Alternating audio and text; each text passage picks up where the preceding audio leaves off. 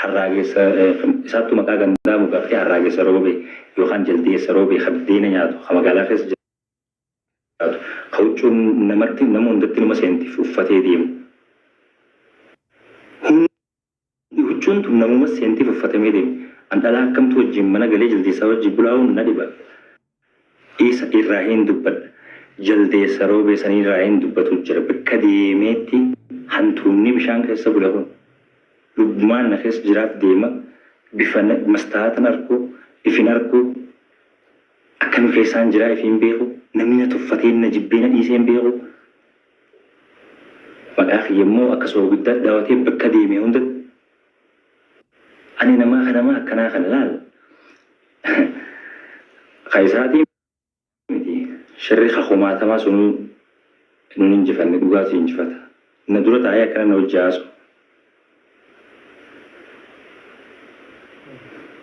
Inni akka gartee bikka namoota akka isaadhaan ati mangistiidha ati akkanaati badaa kenna maarree kenna jedhanii sanitti adeemee gurguru malee bikkaan jirutti haasoo. Hin haasoo inni afaan ittiin haasoo hin qabu. Sula abjuu inni haadha bunna beekii fituu barbaade saniin dhugoomsaaf gisee wala gara naaf inni.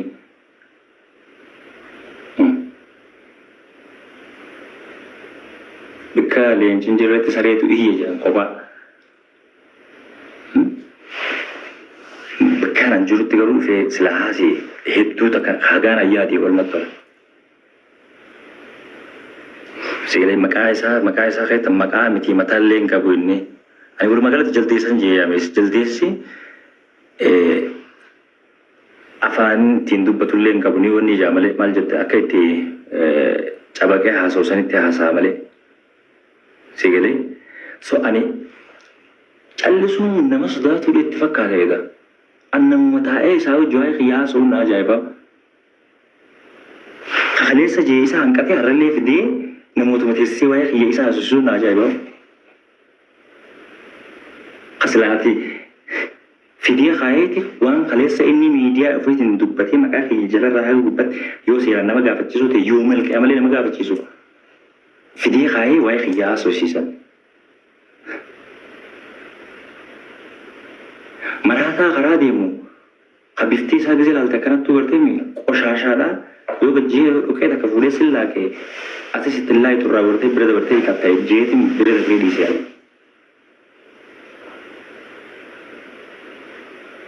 Jaldeessa baadiyyaarraa fidanii magaalaa keessa guddisan tokko ni beekanii. Namni magaalaa keessa guddise bara akka namaatti ta'a.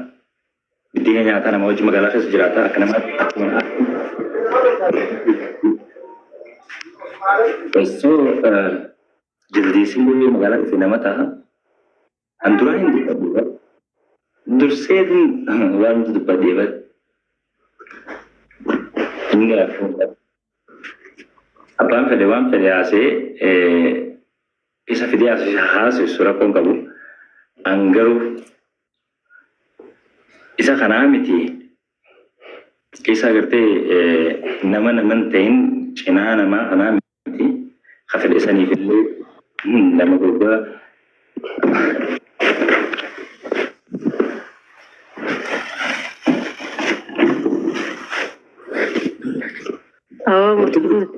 مرتبط السلام عليكم. وعليكم السلام ورحمة الله. يا أبو بلسقية حواسني خين يكون قرار جلتي ifnu jibbisiisee akkataatti jiraannu irraa wallaallee jirra miti. Sa'a kana keessatti sa'a biyya cinaa dhaabbannee uummata keenya uummata Oromoo mootummaa cinaa dhaabbachuu qabnutti sa'a kana keessatti amma jechuun nurratti isaanuma nurra duula isaanuma kan arrabsu nuti isaan biratti bar Oromummaallee hin qabnu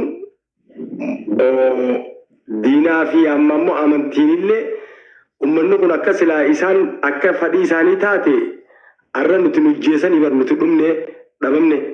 Laakiin nama Oromoon silattuu maal jettanii beekta nama xiqqashoo gartee isaan keessaa dammaqa qabu dhabamsiisuun aadaa isaaniiti. Wallaahi siin ja'a. Akkuma Hacaaluu qabrii naqan sanitti silaa nama biraatis naqan.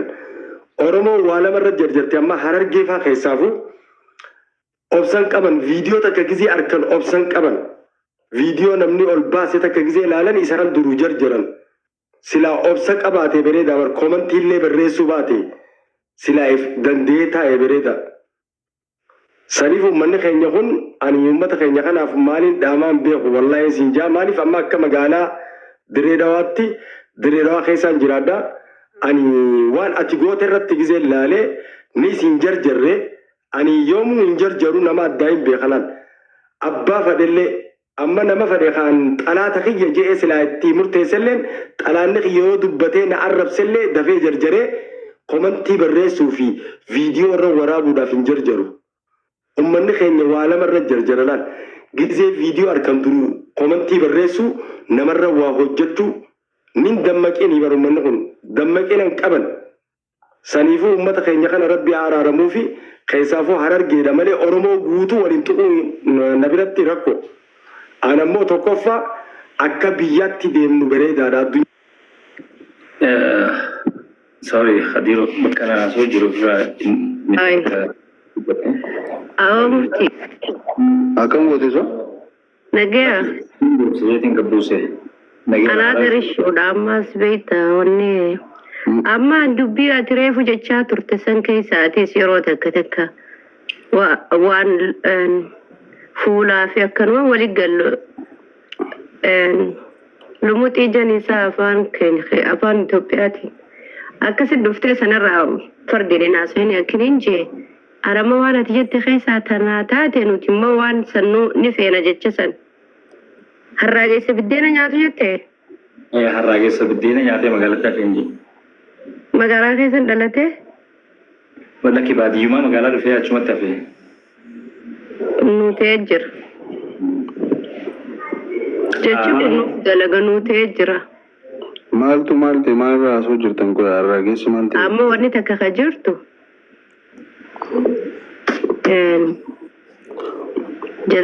Jaldeessa baadiyyaa dhalatee magaalaa galee biddeena nyaatu. Garuu biddeena illee nyaanne jaldeessisanii nyaatee garaan qabu ammas badawa takkaas sireerra rafeen beeku. Keessaa hin baate fi takkaas sireerra rafeen beeku. 180 jee siree Itoophiyaa. Yaa. Murtii.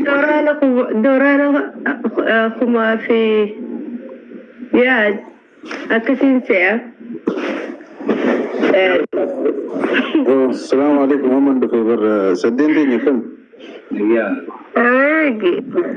Amma xiqqoo fanii goonaatiidha baay'ee fanii godheetiin sirraa bu'a. Mudii bareedaadha akka jette wanti san dooraana 180 siree bulee guyyaa 10 qabanii biddeena nyaatee hin beeku. Biddeena ammas waan irra guuran san hin beeku. Asiyaa hundaa namaa kana bar magaalatti biddeena kana. Bikeen dhaabbatanii san magaalatti bar mana taasiyaa hunda siyaabanii biffeen akkasumas bar mana sargii dhiisi. Wallahi nyaata dila san khani waan dila san karra guuran san magaalatti irra guuran san. Bakka nuti jiru kanatti mana taasiyaatiif mana sargii hundaa namni waan akkasii san salphii seenee fudhata isaaf waan guddaadha ture inni akkasuma dhaabbatee beeka. Awalde. Akkaan itti waradhu laalaa jee wanti kaardii koodii qabdu akkaan itti waradhu laalaa akkatti mana hulaa akkatti baratee seenu. Jaldeessaa fi hoolaa jaldeessaa fi ijoolleen kuufnee hin beektu garaan dhukkubaa malee laati nama kana nyaata kanarraa eegaa fi ajjeessa shiroo tanaan jeesin garaa kiyya keessa yaadu ture hangaafa san. Garuu badoyni ganda balleessaa barfirraa qabu qaba ni beektaa waan kana amma uummata isaaniitu qabu qaba maaliif jette? Amma namni afaan Oromoo beeku saba Oromootiin alattis hedduutu jira. Namni Itoophiyaa keessa jiru afaan Oromoo ni beeka. Namni saba Oromoo hin tahin. Sabni kun guutuun namni loqoda kana guutuun akkanumatti badawaa nama se'an ni beektaa qabachuudha qaban. Maaliif? Number 1 koofiyaa kaayyata nama amantiiti. Nama amantii immoo nama maqaa ergamaa rabbii dhawuu nama adii isaanii majuu quraanaan majuu. Hudduun dhiisuu laala. Hudduun dhiisuu afaan dhiisuu mataan dhiisuu waan hunda godha. Waan kana saba biraatu nu jaja Oromoon waan kana uffisiisuu qabdi. Gaarii miti. Ammallee oofarii jira garuu wayiif akkana godhanatti fakkaate naarkii takka qaba akkasii miti. Waan kanarraa dhaabsisuudha qaban uummanni. Dhaabsisuu isaanii firaanii dhaabsisa bakka inni maqaa kiyya yaamuu miti. Yoo dhagee yoo deessuun isa godha haruma inni barbaadeen hin baara. Lakki ati miti sabnummaan inni irraa dhalatee dhaabuu qaba. Uummanni irraa dhalatee dhaabuudha qaba. Maaliif yoo jette nama isarra waa beekuu jira. Nama isarra aylii qabuu jira. Arkitee amma inni namni amma isa sallaale namni hundi akkasuma yaada beeka. Ajjeefamuu qaban jarri kun jee biyya seera qabdu keessatti. Yaa maaliif akkas jee? Ajjeefamuu qaban abalu jee listee kaaya. Listee kaaya. Tokko naa jee. Laawwaama inni haga ammaa tokkorraa eegalee haga irratti waa'ee maqaa kiyyarratti inni maqaa kiyya kaaseef. Laa wallaahi lafeen abbaa kiyyaa qabrii baatee na waraantii yoo nan isaa dhiisee dunuma sarara waan hin jiraadde fuun qabu. Garuu heerri Itoophiyaadhaan dhorku namni nama ajjeefamuu qaba jee akkasin namatti dhaadatu. Seerratti hin dhorkamu. Waliin laallaa rakkoon qabu anaaf inni garuu wajji haasoo. Na dura taa'ee akkanatti akka saree leenca dura teessee haasooytu. Garuu isa qofaa miti ati nama hundatti hin dhiyaatin maaliif yoo jette gaarii miti namni namaa hojii nyaatee nama nyaatu kun.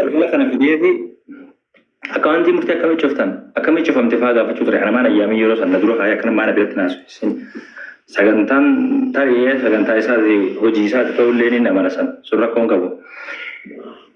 Waan namichi kun hawaasa dila bal'aa Oromoo kana duratti gabbee hijibe harallee irra deebisiise ani garuu hin dhiise. Rabbi jecha namni yoo dhiisa manguddoo nama irra dhalate nama gurguddaa kabajuufis waan dila takka ni dhiisa. Yaadisi.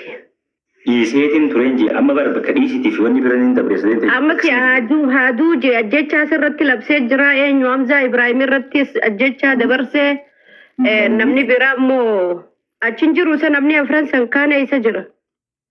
Hamzaan Ibrahim kaleessa haa taa'ee hojii haasaa ture yoo agartee jiraateef hin beeku. Eewu keessatti maal jechuudha sanoo? Niin dawwaleef na jalaa kaasuu ide niin narra cufe yoo as jiraateef Hamzaa Ibrahim dhufeeti dubbachuudha ta'a. So anaafi namni bar hangam takka maaliidhaa tokko quba si suuqee ilaala ni beektaa waan takka laal bishaan si fuudhu takka haroo takka namni mi'ulee gaggaa'ee ilaala maaliif Hamzaa Ibrahim san namicha sanii wajjin kunoo laala kunoo mintoodha maali hangas takka Itoophiyaan tun nama hunda walqixaa miti biyya tana namni hundi walqixa mirgan qabu ajjechaa san maaliif seeraan gaafachuudha behoo. Ani gizeen argee akkanatti gaafadhu fi eessatti sakkaan gaafadhu akkamitti akka raabatu kun hin beeka. Hoggaa nama karaa afaan inni beeku wajji haasofita. Si galeemi afaan inni beekuun. Ani amma tokko farratti nama kana waa'ee kan kee inni osoo akka nama maraatee hidhaabeetti haasaa dhiisii naan jaliitiin dhiisii amma dura. Nama gurguddaa ta'e akkanatti waan ta'e takka obseetiin dhiisi callisellee. Egaa inni ammallee akka soobiddatti akka wanti maqaa kiyya fayyadamuu hin dhiisu ta'e bakka deemetti ani garuu isaa. Murtigoota akkam reeffanni baddan ani ifumaa fi gaafii walii akka gaafannu fedhamee maaliif ati waan nuti alarraa agarru kana nun dhaggeeffanne eega mana banteefuu galatoomi. Ani bileetiiti yan gaafadha sideen noolee abba kana dhufte akkamii jirtan hundi haysanuu abdii ati